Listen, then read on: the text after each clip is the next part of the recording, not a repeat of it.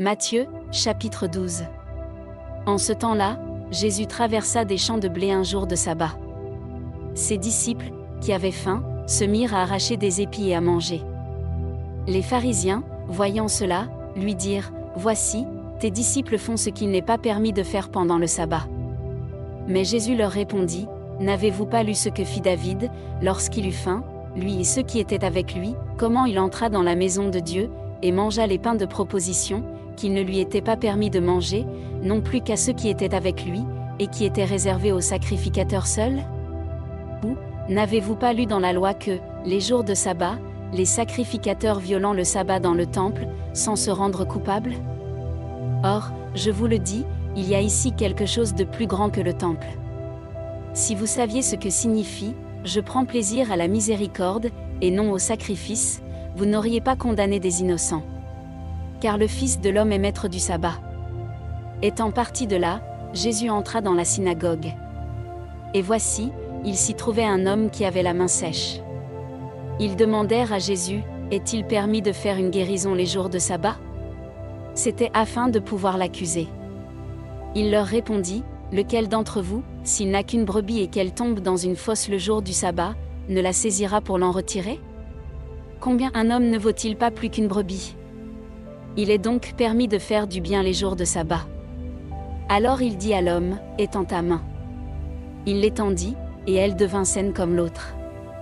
Les pharisiens sortirent, et ils se consultèrent sur les moyens de le faire périr.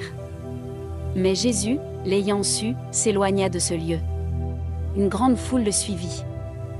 Il guérit tous les malades, et il leur recommanda sévèrement de ne pas le faire connaître, afin que s'accomplisse ce qui avait été annoncé par Ésaïe, le prophète : « Voici mon serviteur que j'ai choisi, mon bien-aimé en qui mon âme a pris plaisir. Je mettrai mon esprit sur lui, et il annoncera la justice aux nations. Il ne contestera point, il ne criera point, et personne n'entendra sa voix dans les rues. Il ne brisera point le roseau cassé, et il n'éteindra point le lumignon qui fume, jusqu'à ce qu'il ait fait triompher la justice.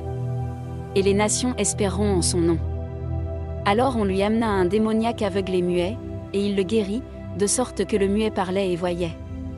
Toute la foule étonnée disait : « N'est-ce point là le fils de David ? » Les pharisiens, ayant entendu cela, dirent : « Cet homme ne chasse les démons que par Béelzébul, prince des démons. » Comme Jésus connaissait leurs pensées, il leur dit : « Tout royaume divisé contre lui-même est dévasté, et toute ville ou maison divisée contre elle-même ne peut subsister.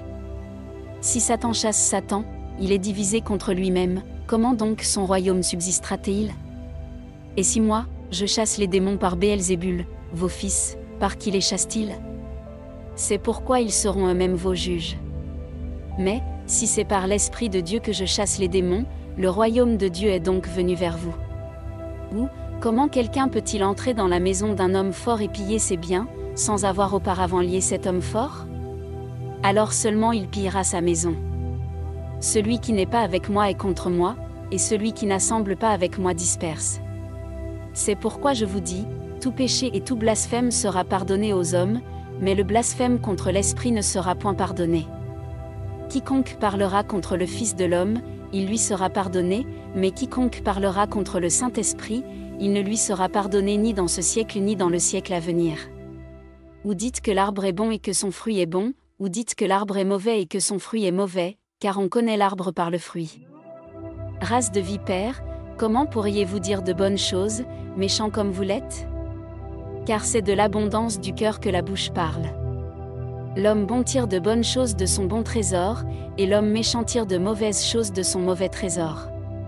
Je vous le dis, au jour du jugement, les hommes rendront compte de toute parole vaine qu'ils auront proférée.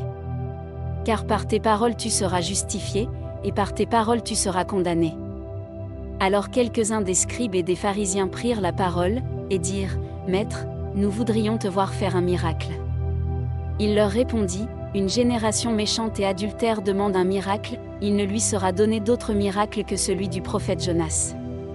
Car, de même que Jonas fut 3 jours et 3 nuits dans le ventre d'un grand poisson, de même le Fils de l'homme sera 3 jours et 3 nuits dans le sein de la terre.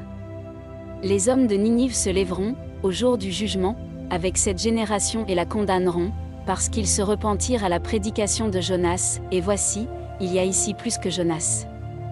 La reine du Midi se lèvera, au jour du jugement, avec cette génération et la condamnera, parce qu'elle vint des extrémités de la terre pour entendre la sagesse de Salomon, et voici, il y a ici plus que Salomon. Lorsque l'esprit impur est sorti d'un homme, il va par des lieux arides, cherchant du repos, et il n'en trouve point.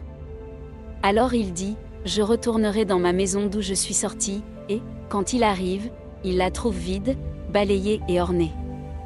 Il s'en va, et il prend avec lui sept autres esprits plus méchants que lui, ils entrent dans la maison, s'y établissent, et la dernière condition de cet homme est pire que la première. Il en sera de même pour cette génération méchante. Comme Jésus s'adressait encore à la foule, voici, sa mère et ses frères, qui étaient dehors, cherchèrent à lui parler. Quelqu'un lui dit, voici, ta mère et tes frères sont dehors, et ils cherchent à te parler. Mais Jésus répondit à celui qui le lui disait, qui est ma mère, et qui sont mes frères? Puis, étendant la main sur ses disciples, il dit, voici ma mère et mes frères. Car, quiconque fait la volonté de mon Père qui est dans les cieux, celui-là est mon frère, et ma sœur, et ma mère.